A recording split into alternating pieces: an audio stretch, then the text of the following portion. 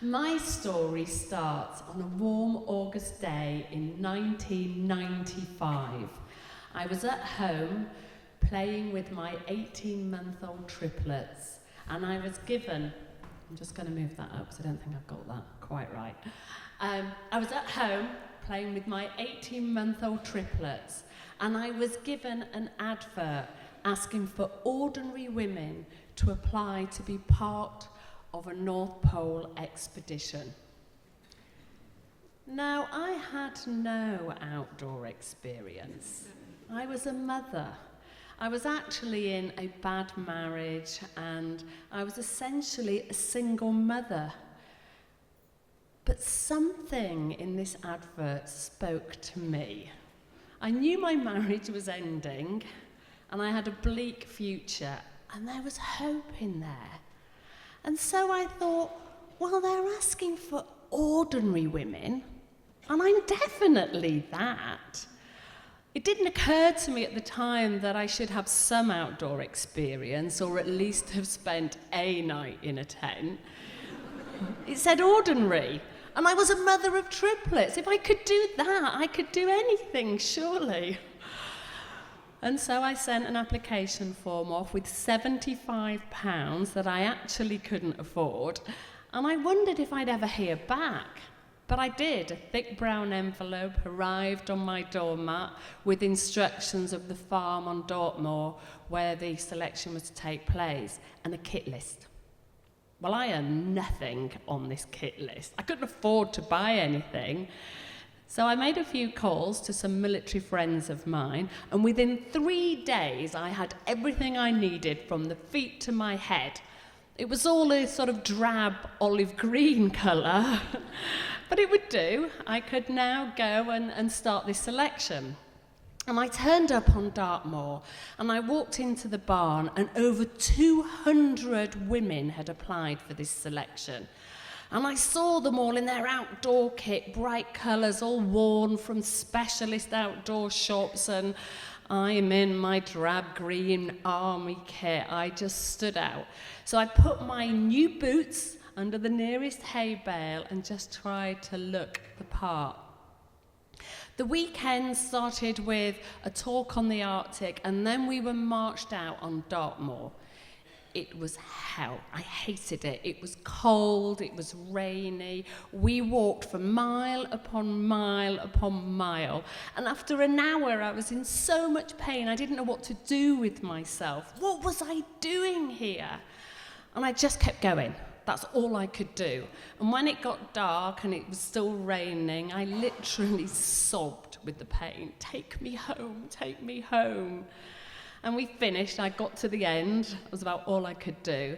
And I was just going to leave it. This was not for me at all. And then the media came down. And they interviewed everybody, but particularly me, mother of triplets. And after every interview, they said to me, what will it be like to be part of this expedition? What will it be like to go to the North Pole? And I thought I had no chance whatsoever. But I said the things I should. Chance of a lifetime, what an experience. And somewhere along those interviews, I suddenly caught the dream. This was my chance in a lifetime to do something. But I was crap. So I had two choices. I'd give it up or I'd give it everything. Well, I wasn't going to give it up. So I went home and I spent the next 9 months on my own with 3 babies training. When they slept in the afternoon, I was in the garden running around doing military-style circuits. Friends taught me how to read a map, how to pack a rucksack, and I went back in 9 months' time, and this time I was ready. I even won the road race at 2 a.m. in the morning. I was up for it. And I think it was this that probably got me on that first team. I was chosen. I'd made it. It was the biggest achievement of my life. This expedition, it was a relay. It was my first expedition. 5 teams of 4 women went in relay format to the North Pole. And actually, I never went the whole way. I did the first leg, 17 days, and then the next team took over from me. But it was here I fell in love with the Arctic Ocean. I'd only ever been on Dartmoor before. It was beautiful, the ice was amazing, the sounds, expedition was just fantastic. And I'd found at the age of 30 what I was meant to do with my life. So I came back, 5 women from that expedition, we got together, we skied all the way across Antarctica, became the first British women's team to ski to the South Pole. I then began to guide expeditions in the Arctic, but the big dream really was in me. I wanted to go the whole way. So I spoke to Caroline Hamilton and Pom Oliver, my polar colleagues, and asked them to join me. And at first they said no. Very few expeditions had gone the whole way to the North Pole, and no women's team had done it, not the whole way. But I persuaded them, and eventually they agreed that we'd have a go. 3 women against the fierce Arctic Ocean. The hardest thing was raising money. We had to raise thousands of pounds for our kit, our food, our support team, and logistics working in the high Arctic. But the hardest thing that we had to get beforehand was insurance. It's not your average holiday insurance, is it? Who would insure a group of unknown women, especially as a mother? We thought I would be the sticking point. The bad press that the insurance company would get if it went wrong. And we were sitting in a posh office in Canary Wharf at another insurance company. We could see them turning off. And suddenly, unfortunately, Pom mentioned I was a mother. And we just thought, oh, God, Pom, that's it, no chance. And they changed. One of the guys looked at us and went, what? One of you's got children? And we went, yes, sorry. And he said, well, actually that changes things. And they had a big conversation and they decided that they would insurance because I was sure to come back for my children. So we got it, the last piece of the puzzle, the last jigsaw puzzle. We were going to make this happen. I couldn't do anything without my parents. They moved into my home. They looked after my children who were excited to be with Granny and Grandad. And the hardest moment was when we said goodbye at the airport. And I saw them being really brave, trying not to cry, and that was a bit of a gut wrench. But I knew they'd be fine when I walked through the doors and they were back with Granny and Grandad. We flew from London to the high Arctic, and then we took a Twin Otter aeroplane up to the very last piece of land, Wadhunt Island. It's 500 miles of ice and snow. You walk across the Arctic Ocean to the North Pole. We had in our sledges everything we needed for the expedition, our food, our clothing, our kit, and enough fuel to melt water. And as the plane took off, we were terrified. It was terrible terrain, really cold. All we had between us and the outside world, there was no man for thousands of miles, was a satellite phone. The nearest aeroplane was 2 days away in good weather. It was sincerely up to us to make this journey. And we just had to make that first step.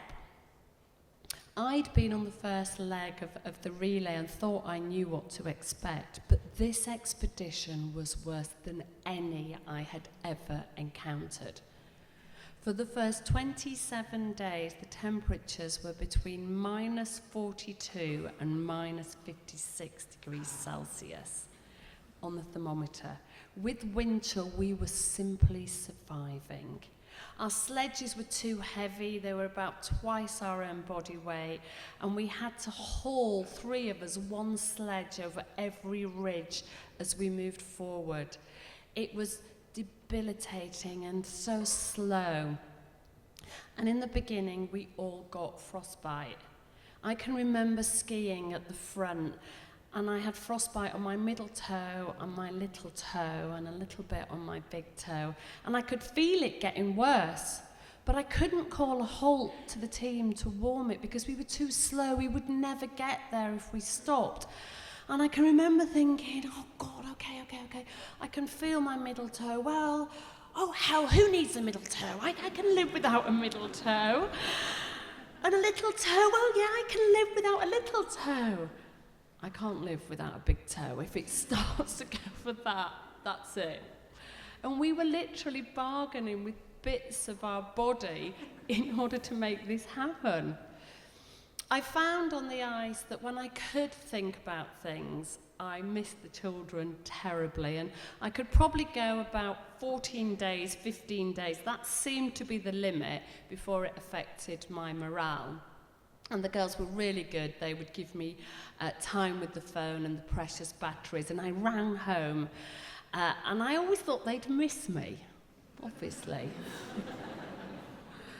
And then I'd call, and they were so excited to tell me about everything they were doing and how great it was. And they'd chatter, and I listened, and I realised that actually the centre of children's universe is absolutely themselves. And it wasn't until the end of the phone calls that I'd hear in the background Grandma going, "Ask your mother how she is," that they'd eventually remember and ask me. And I'd put the phone down, and I was filled with them again, and I could keep going. If I had trouble with frostbite, Pom was the worst. All her toes were frostbitten. And after 47 days, we had a resupply plane that came in to give us new food and fuel. And on that resupply plane, Pom had to leave. I never thought about getting on that plane. The chances of us getting there were so slim. On day 37 of the expedition, before Pom left, we'd literally gone just 69 miles of the 500 miles. We'd gone a few more in the next 10 days, but we still had over 300 miles to go. It was still impossible. But we weren't going to give in. And although we missed Pom, when she left, half of our team had gone. It was now just me and Caroline. We began to use Pom as our motivation. We'll do this for Pom. We'll do another hour for her. And we became one driving force. We swam through open water. We skied across thin ice. We added hours to our days. And when I say that we were walking across an Arctic Ocean, the ice moves constantly, always against us. So some nights we would get into our frozen sleeping bags that we would have to break, and as we slept, we would go backwards. Those were the tough nights. But eventually, after 80 grueling days, we knew we had 2 hours left. The planes had left 2 days ago, and we were literally feet from the pole, and we thought, this is it. And whilst we navigated with our watches and the sun in old-fashioned ways, we actually pinpointed the North Pole with a GPS. Because to explain what happens, the ice moves on the ocean and the water that fast that whilst the North Pole is a fixed place, it feels like it's moving as the ice moves you this way and that. And you have no concept that you're moving, so it feels like the North Pole is running away from you. So we got the GPS out and zigzagged this way and that, and we couldn't pinpoint it. As quick as we were getting there, the ice was moving, and we thought, we can't be the first women to go 30 feet from the pole. And we stood there on a piece of ice, not sure what to do. We could almost hear the planes. And we looked at the GPS and the numbers, and as we looked, it started to count upwards. And we watched it moving and moving, and that piece of ice, as we stood still, moved up to the magical 90 degrees north.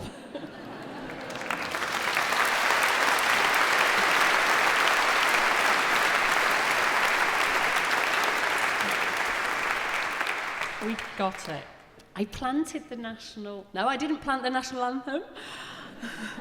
I planted the Union Jack, we sang the national anthem, and I asked Caroline if she would take a picture of me with my children, because I felt they were there with me. I could never have made the sacrifices without them inside my very soul. And lots of people ask me, should mothers do this kind of thing? And I, like that insurance company, think that because I'm a mother, I'm such a more valued asset. Thank you.